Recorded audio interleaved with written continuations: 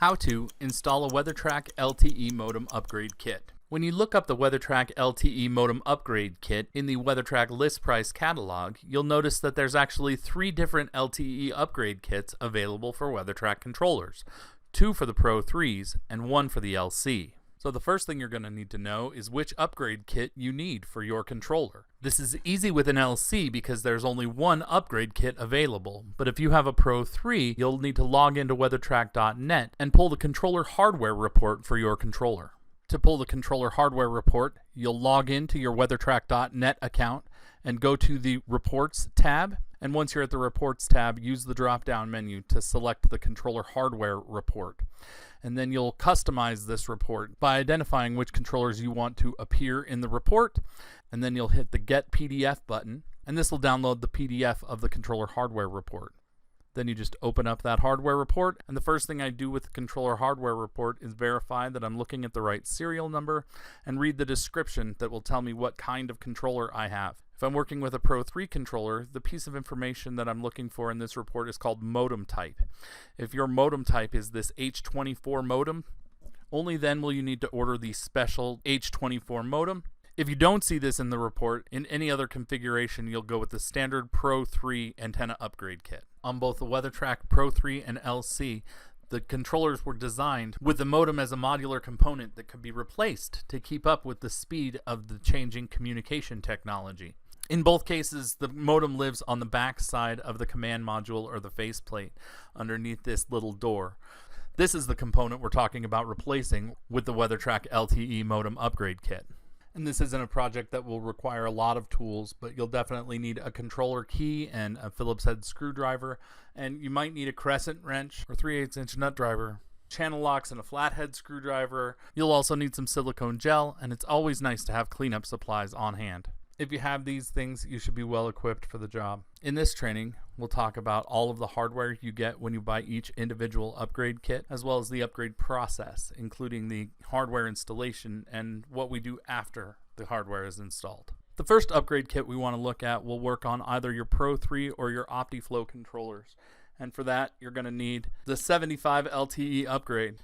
And when you open up the 75 LTE upgrade kit, the first thing you see is the directions. Always stop and read the directions. They're great step-by-step instructions that will help lead you to successful installation.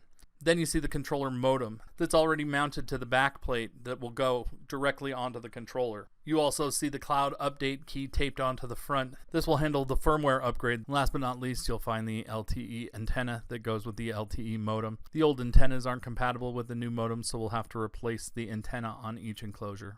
And before we install the antenna, we want to update the controller firmware. To do that, we find the USB port on the back of the controller and plug in and leave in place the cloud update key.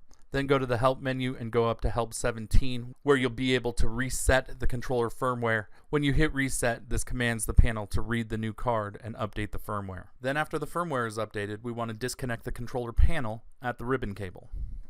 Once you've got the firmware up to date, the next step is to replace the modem, which is behind this little door. So we take our Phillips head screwdriver and unscrew the screw holding this door in place and remove this door. Then there will be 2 screws holding the old modem in. We undo these, and right behind this, here in the lower right corner of the board, it's plugged in on the other side. So we coax, oh so gently, unplug the components that are plugged in together behind the board, and we reveal where the antenna is plugged in as well as the controller SIM card.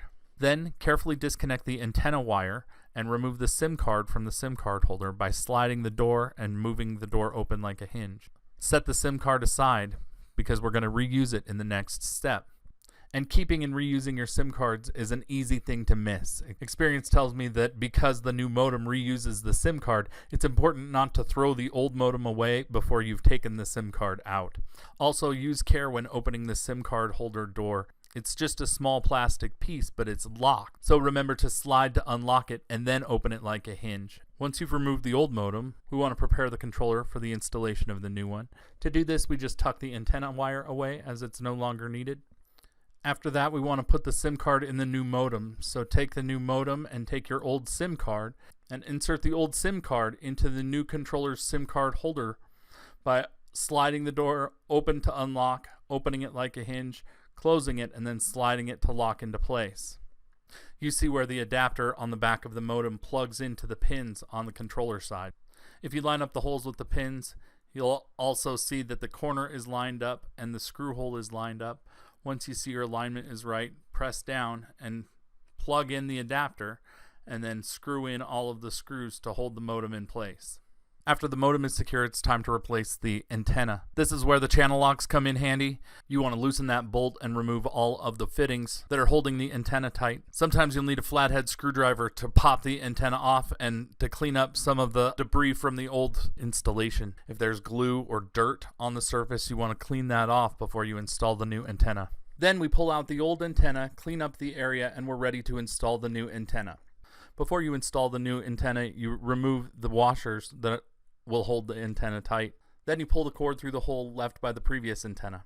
Then we slide the locking fittings up the wire, pull the wire nut onto the cord, and secure the fittings on the bottom of the antenna, locking it weather tight to the top. This is where some guys will use a little bit of silicone gel under or around the antenna to ensure that it's weatherproof. The trick to knowing how tight is tight enough is to continue to crank on that nut until the antenna is tight enough to not be moved by hand. Another thing to be aware of is that this is a tuned antenna. That is to say that the LTE antenna is tuned to the Pro3 hardware.